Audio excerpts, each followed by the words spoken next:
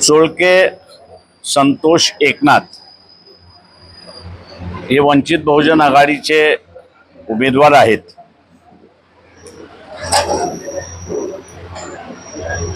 त्यांना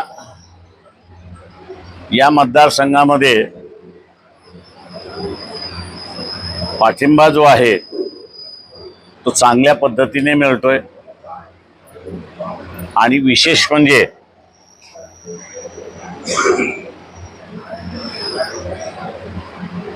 गरीब मराठा जो आहे त्याचा असणारा पाठिंबा मिळायला सुरुवात झालेला आहे। ही आम्ही एक पॉझिटिव्ह साईन त्या ठिकाणी असणारा पाहतोय। दुसऱ्या बाजूला एनसीपीचे असणारे जे काही उमेदवार आहेत, जे शरद पवार गटाचे उमेदवार आहेत, यांच्यामध्ये एकोपा नाही, जे महाविकास आघाडीमध्ये आणि एक संघही नाही अशी असणारी परिस्थिती आहे।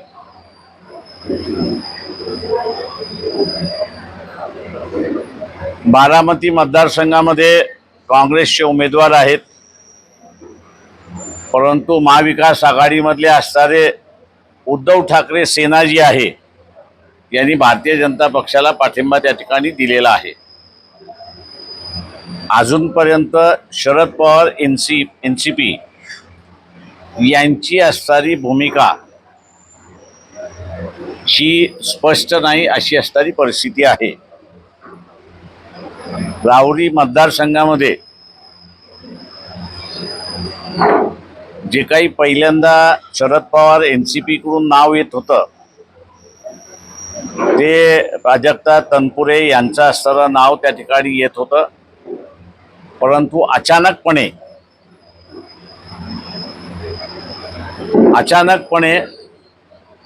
तिथे एनसीपी शरद पवार यांच्या मार्फत जो उमेदवार देण्यात आलेला आहे याचा पूर्व इतिहास आपण असणारा पाहिलं तर ते भारतीय जनता पक्षाबरोबर त्या ठिकाणी आहेत अशी परिस्थिती आहे। कदाचित शरद पवार एनसीपीचा एक उमेदवार प्राजक्ता तनपुरे असते तर उमेदवार आम्ही द्यायचा की न द्यायचा हा विचार आम्ही त्या ठिकाणी केला असता, परंतु लोकसभेमध्ये राज्यसभेमध्ये बीजेपीने आणि त्यांच्या मित्रपक्षाने 8वा उमेदवार देऊ नये या समझोत्याच्या पाठीमागे जेव्हा एकाच एक उमेदवार होतोय अशी परिस्थिती आली त्यावेळेस भारतीय जनता पक्षाचा कार्यकर्ता उचलून एनसीपी शरद पवारांनी आपल्या पक्षावरती उभा केला अशी असणारी परिस्थिती आहे।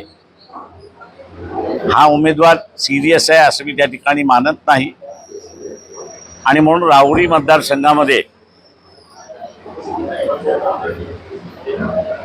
आमने सामने भारतीय जनता पक्ष आणि वंचित बहुजन आघाडी असाच लढत आहे असं मी त्या ठिकाणी मानतोय।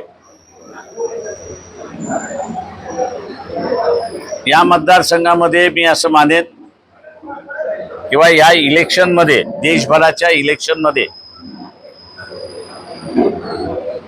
जगाच्या पाठीवरती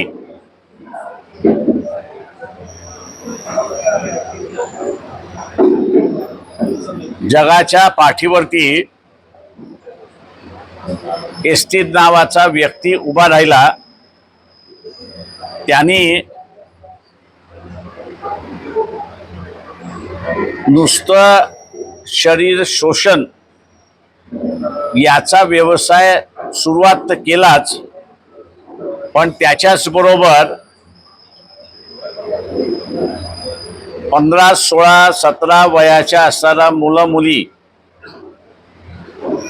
जगभरातल्या वापर करत त्यांनी एक रॅकेट उभं केलं की ज्या रॅकेटमध्ये पंतप्रधान नरेंद्र मोदी हे सुद्धा त्याच्या सल्ल्याप्रमाणे वागतात. देशाचं अख्खं फॉरेन डिपार्टमेंट असताना त्या देशामध्ये ॲम्बॅसेडर आहे, स्टाफ आहे, त्याला बाजूला सोडून एस्टीन नावाच्या व्यक्तीच्या सांगण्यावरनं या देशाची परराष्ट्र धोरण आखल्या जात आहे. आणि हा माणूस एस्टीन नावाचा असणारा माणूस हा पंतप्रधान नरेंद्र मोदी यांना सांगतो की या दोन राष्ट्रांना तुम्हाला खुश करायचं असेल तर तुम्ही मुजरा केला पाहिजे त्यांच्यासमोर. आणि नरेंद्र मोदी हे मुजरा करतात. 140 कोटी देशाचा पंतप्रधान हा अत्यंत पॉवरफुल व्यक्ती आहे असं मी त्या ठिकाणी मानतो.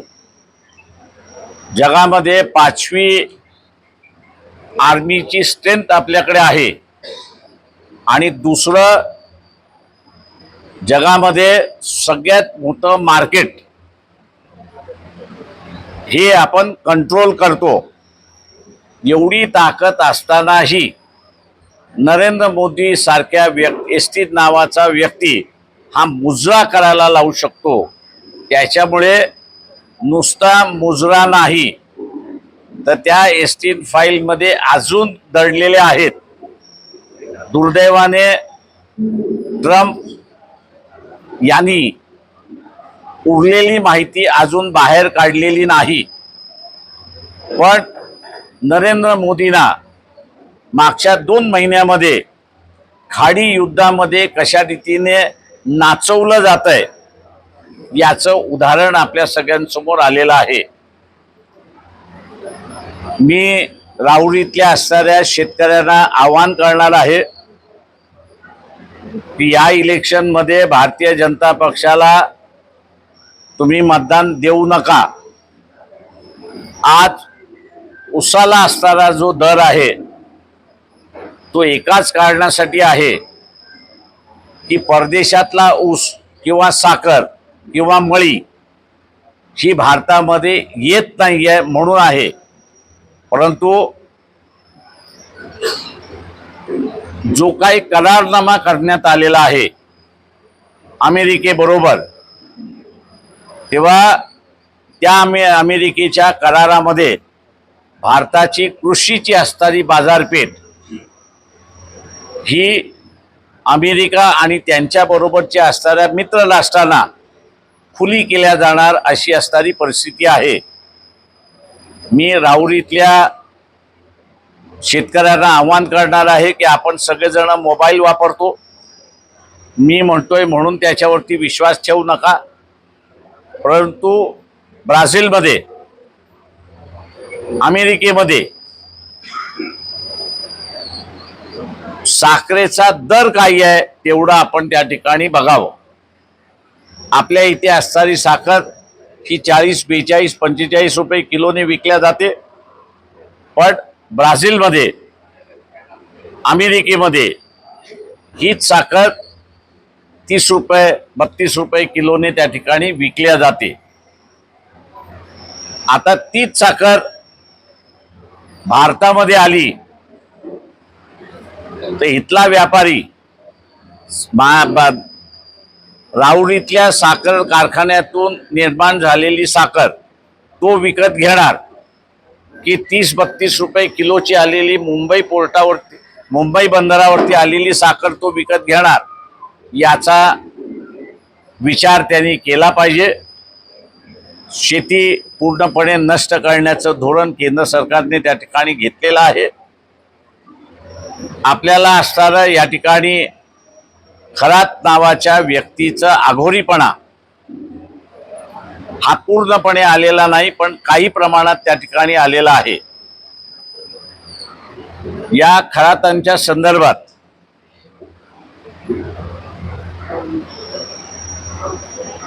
कोण कोण मंत्री अडकलेत याची नावं मुख्यमंत्र्यांनी जाहीर करावी म्हणून आम्ही असताना आवाहन केलं होतं.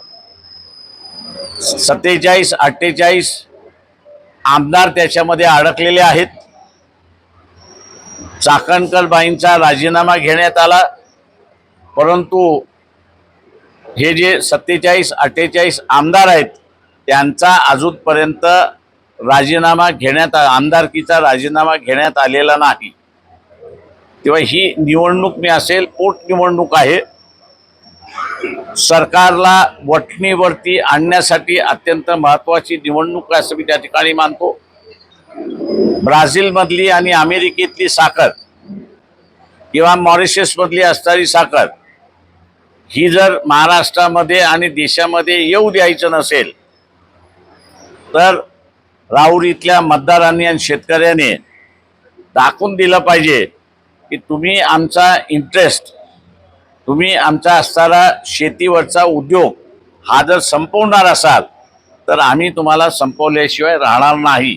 मतदान विरोधी देऊन त्यांना हा संदेश त्या ठिकाणी राहुरीतला मतदार देतील अशी मी अपेक्षा त्या ठिकाणी बाळगतो. आणि दुसरं आवाहन करतो की शरद पवार NCPचा उमेदवार हा डमी उमेदवार आहे, त्याच्याकडे अजिबात बघण्याची गरज नाही. आपण आता विचारा. पूर्वीचे उमेदवार होते राष्ट्रवादीचे, त्यांच्यावरती भाजपने काही दबाव टाकला असेल का, आपल्याला काय वाटतं? माझ्या अंदाजाने त्यांच्यावरती भारतीय जनता पक्षाने दबाव टाकला नाही, पण शरद पवारांनी त्यांना उमेदवारी दिली नाही एवढं निश्चित आहे.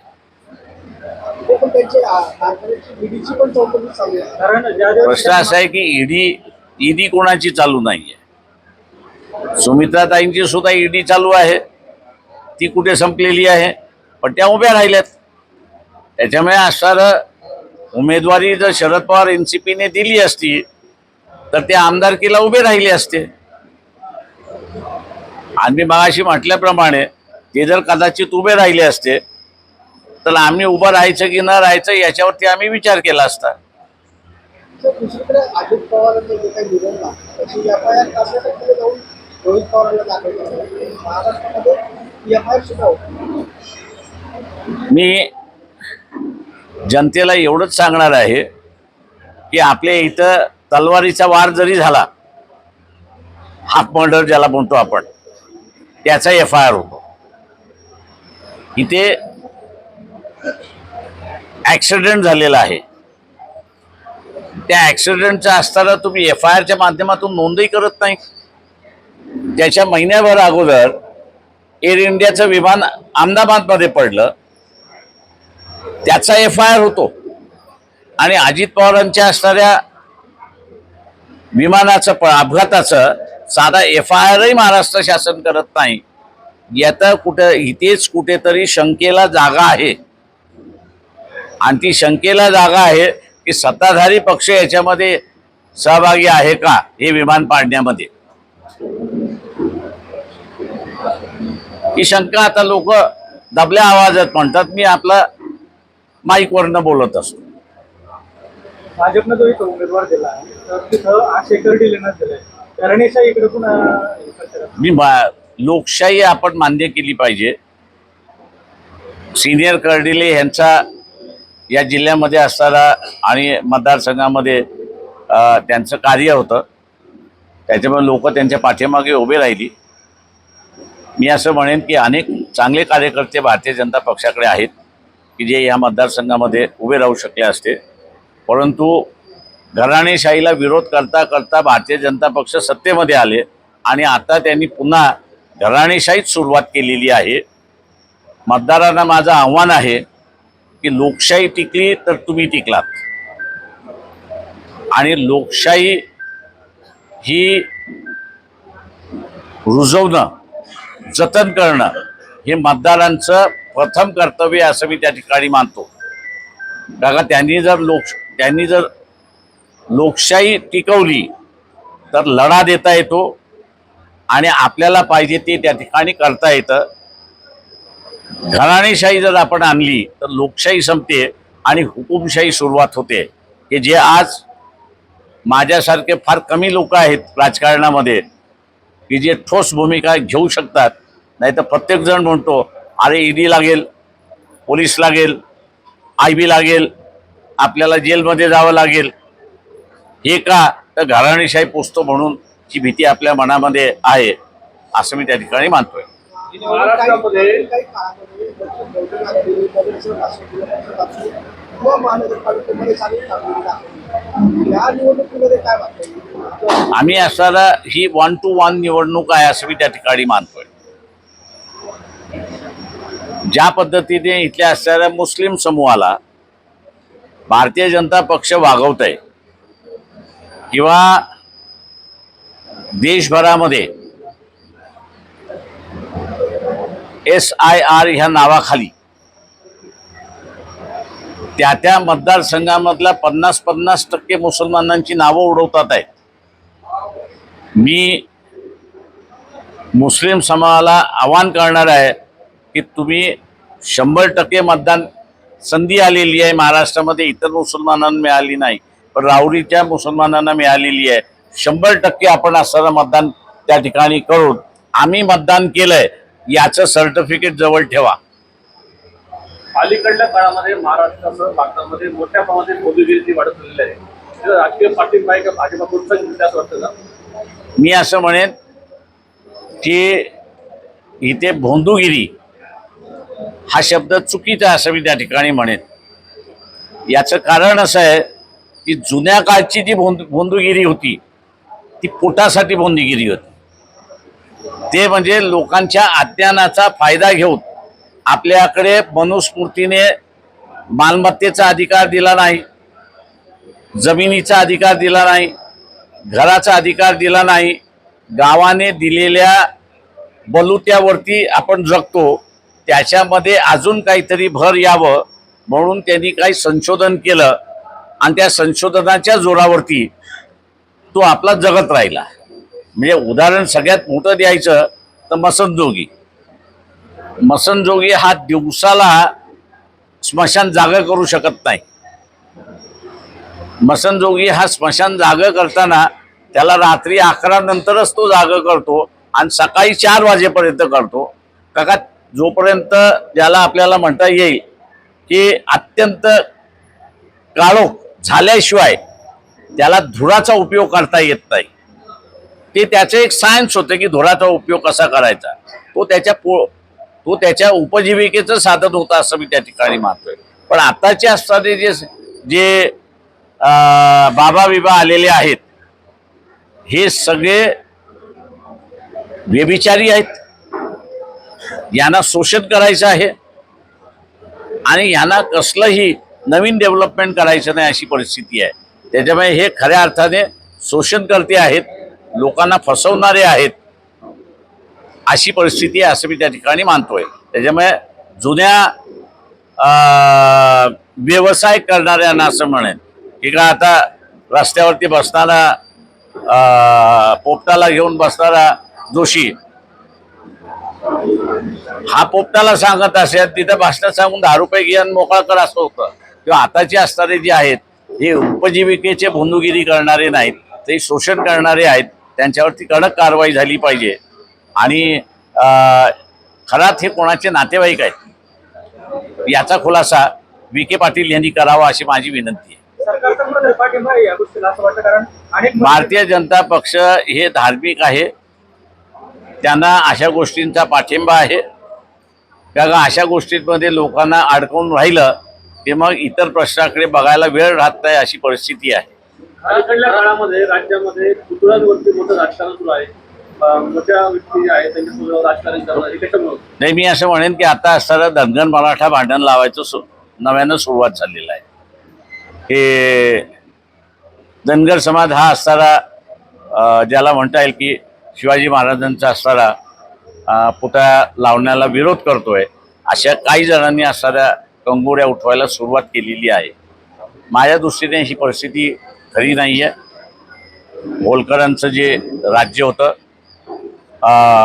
त्याचे असणारे आपल्याला पुणे जिल्ह्यामध्ये एक राज्याचा दरबार आहे आणि एक असणारा उज्जैनमध्ये आहे, खंडवामध्ये आहे आपल्याला दिसतोय. त्या सगळ्या अहिल्याबाई होलकरांचा.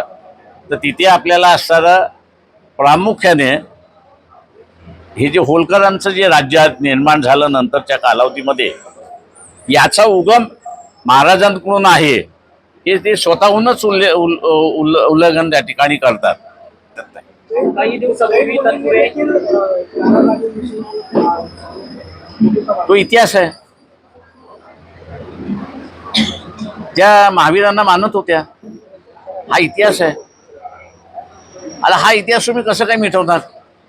हे आताच जे चाललंय दुर्दैवाने की काही मराठा पुढाऱ्यांचं चुकीचं चाललेलं आहे की शिवाजी महाराज हा मराठ्यांचाच, शिवाजी महाराज हा रयतेंचा राजा आहे. त्यांनी सगळ्यांना घेऊन राज्य केलं.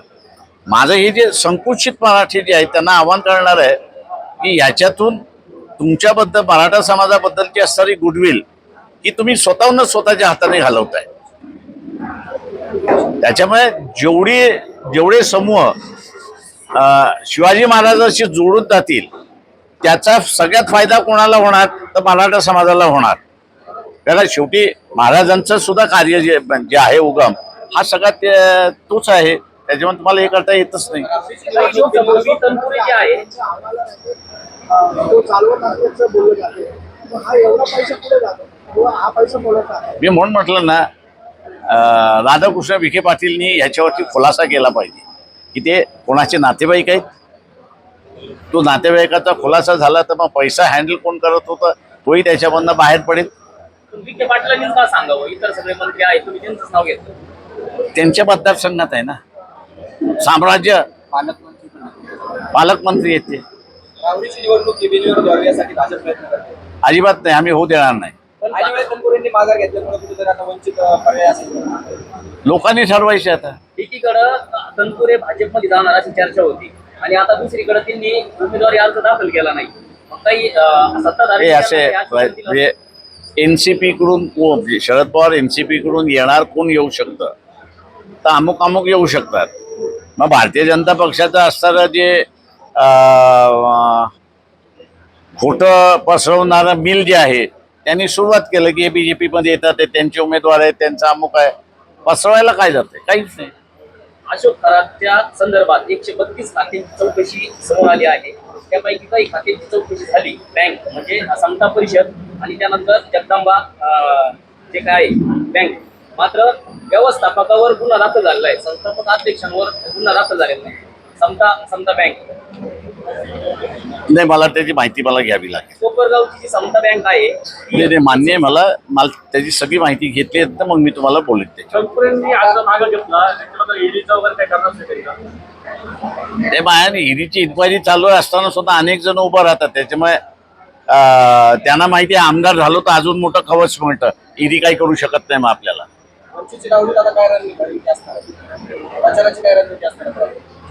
ते आम्ही असणारं एक असं आहे की हे भारतीय जनता पक्षाचं राज्य हे अत्यंत शारीरिक भ्रष्टाचाराचं राज्य, म्हणजे आर्थिक भ्रष्टाचाराचं आहे पण आता ते असणारं शारीरिक भ्रष्टाचाराचं आहे. राहुरीमध्ये खरात ही व्यक्ती किंवा पंतप्रधान हा मुजरा करणारा व्यक्ती याच्यातून काय निर्माण झालं तर महिलांचं शोषण आपण खुलेआम करू शकतो. आता त्याच्यामध्ये जोडलेलं काही आहे 12, 13, 14, 15 वर्षाच्या मुलं मुली जे आहेत त्यांचंही शोषण चाललेलं आहे आणि त्याचं मासही खाणं त्या ठिकाणी चाललेलं आहे. जर राज्यशास्त्राचाच पाठिंबा असेल तर राहुरीमध्ये उभा राहणार नाही का? आणि राहुरीमध्ये उभा राहिला तर कुटुंबामधला 14, 15, 16 वर्षाच्या मुलं मुली जे आहेत या सुरक्षित राहणार का याचा विचार राहुरीतल्या मतदारसंघाने केला पाहिजे. यामध्ये भारतीय जनता पक्ष पाठिंब्याचा आहे आणि त्यांचं समर्थन आहे असं त्या ठिकाणी दिसतंय. सुब्रमण्यम स्वामी यांनी उघडपणे पंतप्रधान नरेंद्र मोदी यांच्यावरती मंत्री करणं, खासदारकीची उमेदवारी देणं ह्याच्याशी शारीरिक संबंध आहे असा आरोप केलेला आहे.